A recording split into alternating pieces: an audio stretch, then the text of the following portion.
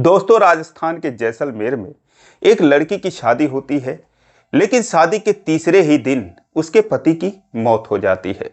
अभी उसने अपने पति का चेहरा भी ठीक से नहीं देखा था, यहाँ तक कि पति पत्नी में कोई संपर्क भी नहीं हो पाया था कि तभी दोस्तों वो विधवा हो जाती है।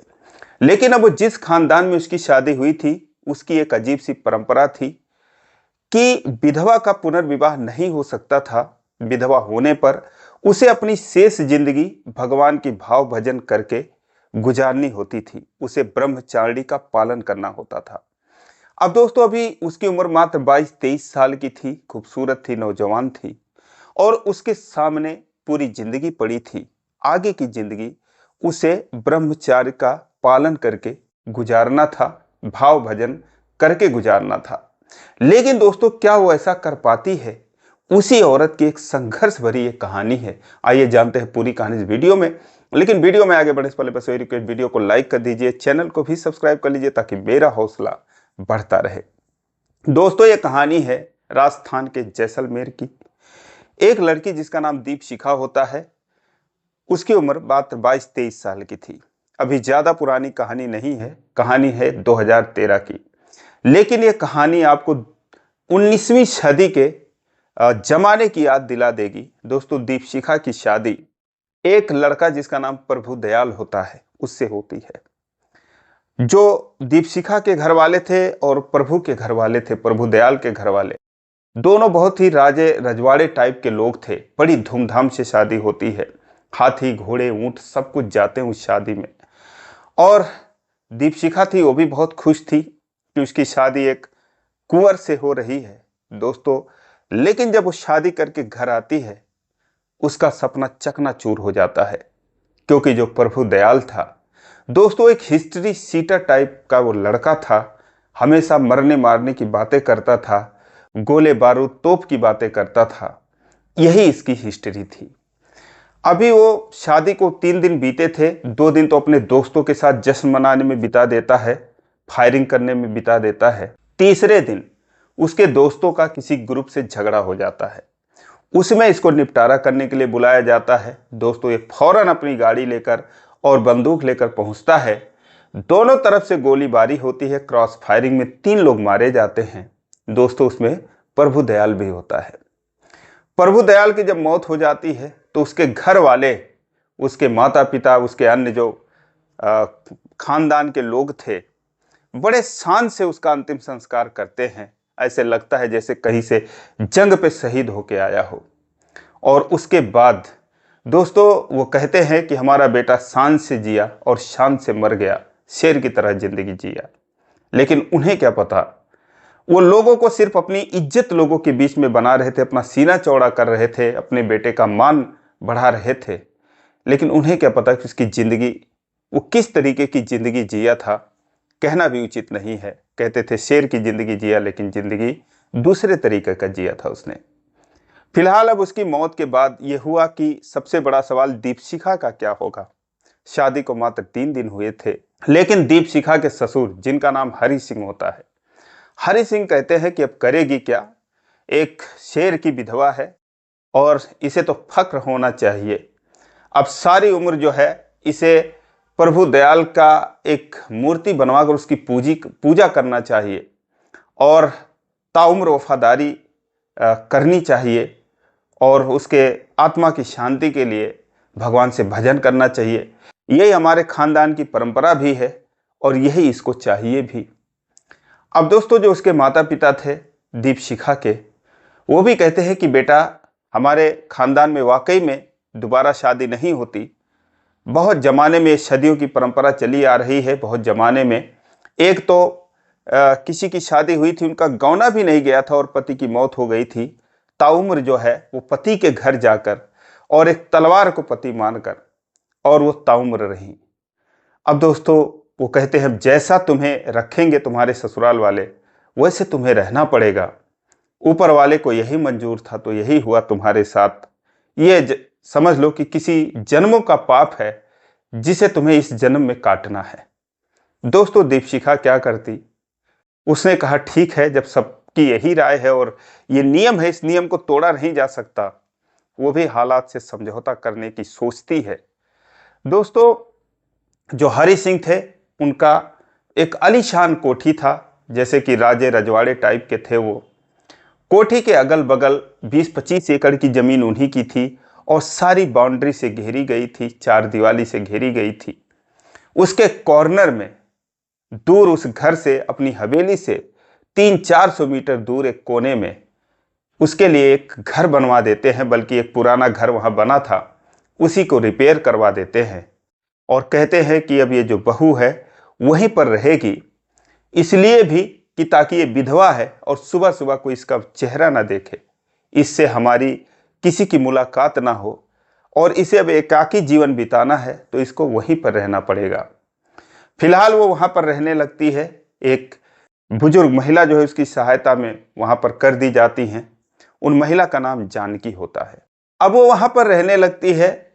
2-4 महीनों के अंदर अंदर मंदिर बन जाता है। वहां पर जो है अब वो भाव भजन करने लगती है। ऐसा करते करते दोस्तों उसका दिन तो गुजर जाता था, लेकिन रातें उसकी पहाड़ हो जाती थी, क्योंकि वो सोचकर तो कुछ और आई थी। शादी के बाद उसकी जिंदगी कैसे होगी, उसका पति उसके साथ कैसे रहेगी, बच्चे होंगे, तमाम चीजें हर किसी का सपना होता है। दीपशिखा का भी सपना था, लेकिन अब उसे इस तरीके की जिंदगी गुजारनी पड़ रही थी। दिन रात वो खून के आंसू रोती थी। हालांकि आधा दिन वो पूजा करती थी, आधा दिन अपना ऐसे उसी महिला के साथ अपना दुख सुख बांटती थी। दोस्तों, धीरे धीरे 3 सालों का वक्त बीत गया। 3 सालों के बाद एक हरि सिंह की बहन का लड़का होता है, जिसका नाम करण सिंह होता है। दोस्तों, जो करण सिंह था वो बीएसएफ में, यानी कि सीमा सुरक्षा बल में असिस्टेंट कमांडेंट के पोस्ट पर तैनात था। तेज तर्रार नौजवान था वो। दोस्तों, आता है, जब भी अपने ड्यूटी से वापस आता था अपने बुआ और फूफा का आशीर्वाद भी लेने आता था। और इस बार तो एक और ही मतलब था, उसे घुड़सवारी सीखनी थी। तो हरि सिंह के पास 3-4 अच्छी नस्ल के घोड़े थे, तो वो जो है सोचता है चलो वहीं 1 हफ्ते रहूंगा, घुड़सवारी भी सीख जाऊंगा। आता है, उसका जोरदार स्वागत किया जाता है, क्योंकि वो एक ऑफिसर था आर्मी का। और उसके बाद हालचाल होता है, दीपशिखा के बारे में पूछता है कि दीपशिखा भाभी जो है वो कहाँ रहती है। वो लोग कहते रहती कहाँ है, पति की मौत के बाद अब वो जो है भगवान के भजन में लीन रहती है। उसकी आत्मा की शांति के लिए भाव भजन करती रहती है और उसने जो है बहुत अच्छे से अपनी जिंदगी काट रही है। उसे बड़ी हैरानी होती है, क्योंकि शादी में वो आया था, एक चंचल सी लड़की, खूबसूरत सी लड़की जो अभी 22-23 साल की नौजवान थी। ऐसे कैसे वो जो है हालात से उसने समझौता कर लिया। लेकिन उसके बाद दोस्तों घूमते टहलते शाम को उस ओर चला जाता है जिधर दीपशिखा रहती थी। जैसे ही कुछ दूरी पर वो था, तभी दोस्तों जोरदार रोने की आवाज उसके कानों में पड़ती है। उस रोने में, उस चीख में इतना दर्द था, इतनी करुणा थी कि उसका जो सख्त मिजाज का था करण सिंह, लेकिन उसका दिल पिघल जाता है। दीपशिखा के रोने की ये आवाज थी। धीरे धीरे जब वो नजदीक पहुंचता है, दीपशिखा उसको दूर से ही देख लेती है। उधर कोई जाता भी नहीं था, देख लेती है और फिर अपने आंसू पोंछते हुए आकर वो बरामदे में एक खंभे के ओट में खड़ी हो जाती है। ये उसे खड़ी होते हुए देखता है। करण सिंह नजदीक जाता है, कहता है भाभी जी नमस्ते। वो सवालिया निगाहों से देखती है, कहती आप कौन हैं? कहता है, अरे, उसे अचरज होता है। कहता आपने मुझे पहचाना नहीं, मैं प्रभु दयाल के बुआ का लड़का हूं, मेरा नाम करण सिंह है। और शादी का एल्बम आपने देखा नहीं? उस फोटो में सबसे ज्यादा, उस एल्बम में सबसे ज्यादा अगर फोटो किसी का था वो मेरा था, तो मैं ही हूं, करण सिंह, असिस्टेंट कमांडेंट हूं। बुआ ने कभी बताया नहीं आपसे? वो कहती हैं कौन बताएगा जब यहां कभी कोई आता ही नहीं। और उन्होंने जब अपने लोगों का नाम नहीं बताया, उनके और घर में कौन है, भाइयों के बच्चे कौन हैं, तो आपका नाम क्या बताएंगे? वो कहता है क्या बात कर रहे हो भाभी जी, क्या यहाँ पर वो लोग आते नहीं, आप वहाँ पर जाती नहीं? कहती है कि नहीं, मैं कभी नहीं जाती, ना वो ही कभी यहाँ पर आते हैं। कोई फंक्शन वगैरह होता है तो भी मुझे नहीं पता चलता है। बस गांव की एक महिला हैं, माता जी हैं, और वही कुछ कुछ हाल बता देती हैं, उन्हीं के साथ में रहती हूँ। वो कहता है, ऐसे क्यों रहती हैं आप, और आप यहाँ पर रहकर क्या करती हैं? कहती हैं, बस भगवान का भाव भजन करती हूँ, और हमारे लिए यही नियम बनाया गया है, तो उसी नियम का मैं पालन करती हूँ। कहता है, कौन सा नियम, कैसी नियम, और कैसा भाव भजन कि आप दिन भर जो है भक्ति में लीन रहती हैं? वो कहती है कि बस किसी जन्मों की मेरे ये सजा है कि बस मैं उसे काट रही हूँ। अब दोस्तों, वो पढ़ा लिखा असिस्टेंट कमांडेंट कहता है कि कौन सा जन्म, कौन सा कर्म, कैसी बकवास भरी ये बातें हैं, और क्या सजा काट रही हो? अभी तुम सजा काट रही हो जिसके मरने की तुम सजा काट रही हो, उसके मरने का किसी को गम थोड़ी है। अभी सुबह ही फूफा जी कह रहे थे कि अच्छा हुआ कि जो प्रभु दयाल था उसकी मौत हो गई, वरना हमेशा डर लगा रहता था कि वो पता नहीं आज क्या करके आएगा और कौन सी मुसीबत जो है वो लेकर आएगा। कभी कभी तो परिवार पर ही वो रिवॉल्वर तान देता था, सबको खत्म करने की धमकी देता था अगर हम लोग उसे समझाते थे। लेकिन चलो, अच्छा हुआ जैसा भी था, अब वो चला गया, कम से कम ये तो टेंशन नहीं रहती। तो उसके लिए तो ऐसी बातें करते हैं, वो दोस्तों हैरान हो जाती है, कहती है कि आप ये कैसी बात कर रहे हैं, और मुझे तो कहा गया है कि मैं जितनी श्रद्धा से और भजन करूंगी, पूजा करूंगी, उतनी ही जल्दी उनकी आत्मा को शांति मिलेगी। दोस्तों, वो कहता है कि उसकी आत्मा को शांति, उसके जैसे लोगों के आत्मा को शांति ना ही मिले, यही बहुत अच्छा। हम लोग अच्छी तरीके से जानते हैं कि वो कैसा था, और आज जो है वो मर गया, उसका गुणगान हो रहा है, और आप उसके एवज में अपनी जिंदगी खराब कर रही हैं। दोस्तों, वो रोने लगती है, कहती है, तो फिर मैं क्या करूं, आप बताओ। कहता है कि मैंने आपको सुना रोते हुए, अगर आपको ये सब कुछ ठीक ही लग रहा है तो आप रो क्यों रही थी? दोस्तों, फिर वो रोने लगती है, कहती है कि मैं तो नहीं चाहती थी ये सब, लेकिन अब मुझे इस दायरे में रखा गया है तो मैं क्या करूं, आप बताओ। वो कहता है, भाभी कुछ नहीं, ये सब बेकार की बातें हैं, और अब ये दूसरा जमाना आ गया है, परंपरा जो चलती रही होगी चलती ही होगी। अब आप जो है अपनी जिंदगी को अपने हिसाब से जीने का आपको अधिकार है। उसके बाद दोस्तों उससे और बातें करता है। वो कहती है, मेरे समझ में नहीं आ रहा मैं क्या करूं। वो कहता है, ठीक है, मैं बुआ और फूफा से बात करूंगा, और इस तरीके से आप अपनी जिंदगी बर्बाद नहीं कर सकती।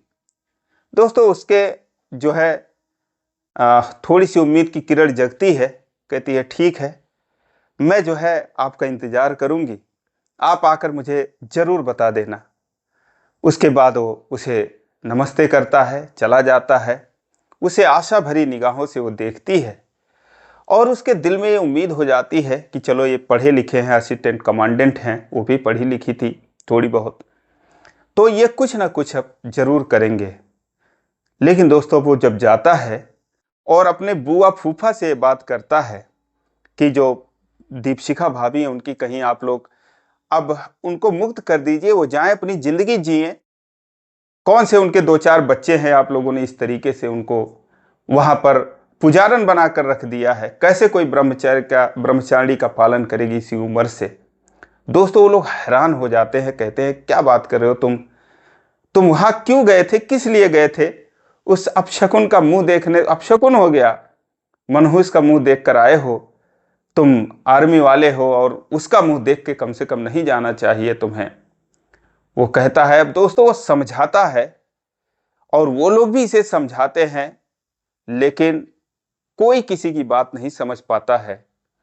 अब जब तक 2 दिन बीत गए यही सब बातें करते हुए, लेकिन उन्होंने उसकी बात नहीं समझी। वो कहती रही, ये सदियों की परंपरा, इसे तोड़ी नहीं जा सकती। और सिर्फ इसी के ऊपर नहीं बीती है, तो हमारे खानदान में कितनी महिलाएं पुराने दिनों में सती हो गई, पति के मरने के बाद उनके साथ चिता पर जल के वो भी सती हो गई। आज तो कम से कम ये जिंदा है, तो फिर इसे क्या तकलीफ होनी चाहिए। दोस्तों उसकी बात वो समझते नहीं हैं। फिर 2 दिन जब बीत जाता है तो फिर वो जाता है, दीपशिखा जिधर रहती है उधर जाता है। दोस्तों शाम का टाइम हो रहा था, लेकिन तभी उधर से जो जानकी थी, आज वो वहीं पर थी। वही जो है, जो भी उसके लिए राशन पानी खाना जो भी ले जाना होता था वो सब लेकर जाती थी। दीपशिखा को कहीं आने जाने की जरूरत नहीं थी। वो भागते हुए जानकी जो है इधर को आ रही थी, गिरते पड़ते हुए, उनके शरीर में दम नहीं था, 60-65 साल उनकी उम्र थी। जब करण देखता है तो कहता है, क्या हुआ माता जी, आप ऐसे क्यों भाग के जा रही हैं। दोस्तों हाफते हुए लड़खड़ाते शब्दों में कहती हैं कि जो बहू थी वो कुएं में कूद गई है। दोस्तों वहां पर एक कुआं भी था किसी जमाने में, जिससे पानी पिया जाता था और फिर सिंचाई के काम में लिया जाता था। अब वो दोस्तों कहता किधर, इशारा करती हैं, भाग के जाता है और झम से वो भी कुएं में छलांग लगा देता है। और उसमें डूबती उतराती जो दीपशिखा थी उसको किसी तरीके से वो बाहर करता है, उसके चेहरे को, फेस को, उसके सर को बाहर करता है पानी से, और उसमें एक ईंट पकड़ के दरार में उंगली डाल के और जो है खुद को भी ऊपर करने का प्रयास करता है। तभी वहां पर जानकी पहुंचती हैं।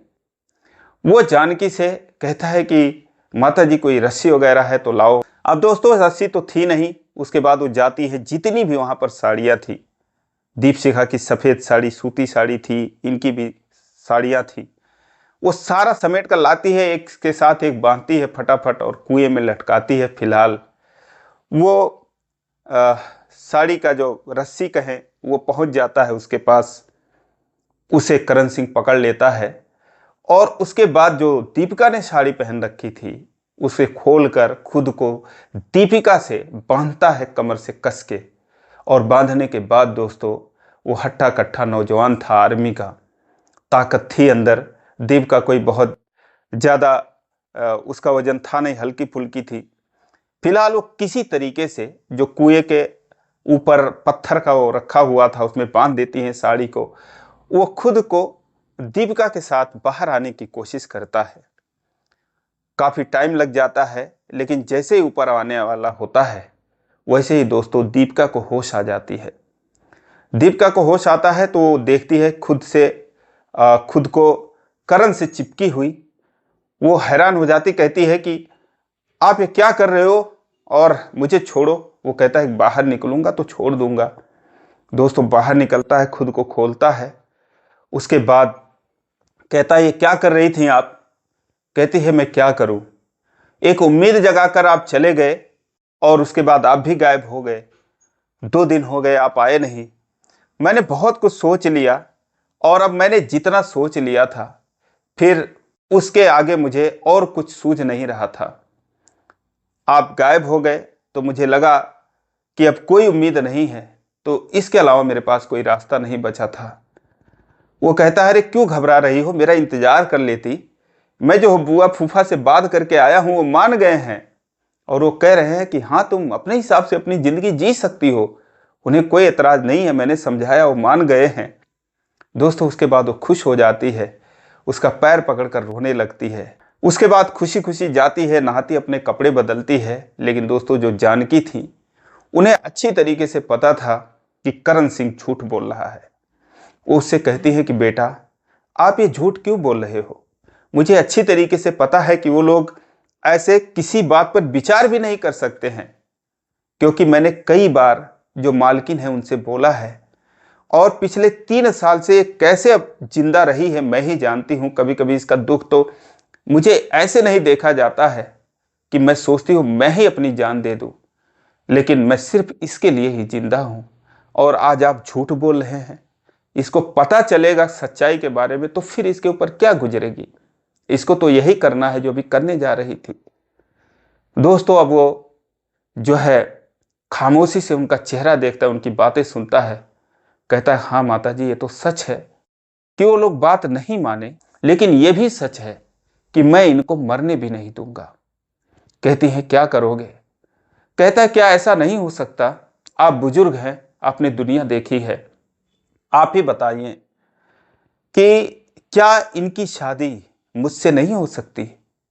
दोस्तों वो सुनती हैं तो कहती बेटा क्यों नहीं हो सकती, ये तो बहुत अच्छी बात है, और अगर आप कर लोगे तो शायद कोई कुछ कर भी ना पाए, वरना कोई और कर लेगा तो शायद ये खानदान उसे छोड़ेंगे नहीं, इन दोनों को नहीं छोड़ेंगे। क्योंकि कुछ तो परंपराएं हैं, कुछ झूठी शान है अपने मरे हुए बेटे की इज्जत बढ़ाने के लिए कि हाँ उसके नाम पर एक औरत ताउम्र जो है विधवा बनकर रह रही है और ब्रह्मचारिणी का पालन कर रही है, तो इसलिए भी इसका ये हालात हुआ है, इसको यहाँ पर कर रखे हैं। दोस्तों उसके बाद कहता है ठीक है, बुआ फूफा तो मानेंगे नहीं, ये लोग कोई नहीं मानेगा, तो मैं जो है इनको लिवा के ले जाऊंगा। लेकिन क्या ये मेरे साथ जाएंगी, क्या ये मेरे साथ शादी करना चाहेंगी, ये भी तो जानना जरूरी है।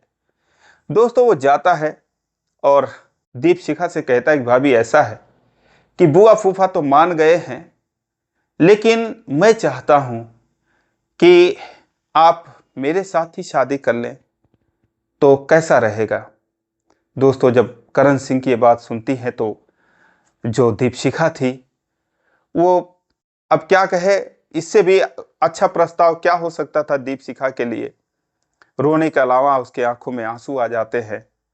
कहती है ठीक है और मैं तो तैयार हूं, लेकिन बुआ फूफा का आशीर्वाद, आपके घर वालों का सबका आशीर्वाद मिलना चाहिए।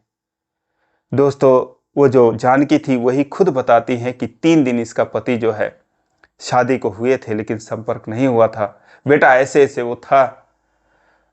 ये बात बाद में बताती हैं, उससे पहले ही ये दीपशिखा को अपना चुका था, उससे पहले ये दीपशिखा से शादी करने का फैसला कर चुका था।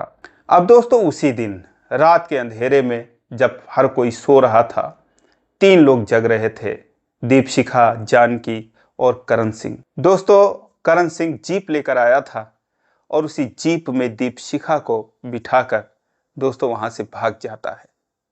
वहां से भागने के बाद उज्जैन पहुंचता है, वहां उसके एक दोस्त थे, वहां पर वो 2 महीने रहता है और उसके बाद अपने परिवार से संपर्क करता है कि हाँ क्या चल रहा है। दोस्तों बहुत बवाल हो चुका था, तब तक इन दोनों परिवार के रिश्ते खत्म हो चुके थे, लेकिन जो उसके माता पिता थे करण के, वो इजाज़त दे देते हैं।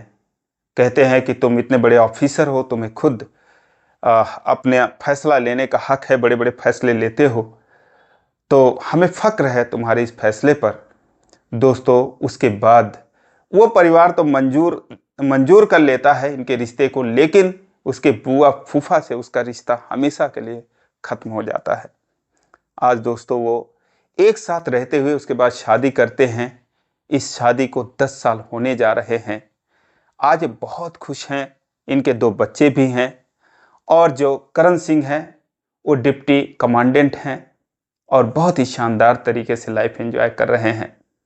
तो दोस्तों सलाम है ऐसे योद्धा को कि जिसने एक डूबती हुई जिंदगी को बचाया, उसे अपनाया और एक बकवास सी परंपरा को उसने तोड़ा, एक नई मिसाल कायम की। फिलहाल आपकी इस पर क्या राय है कमेंट में जरूर लिखें। आज के लिए बस इतना ही, फिर मिलेंगे अगले वीडियो में, तब तक के लिए जय हिंद।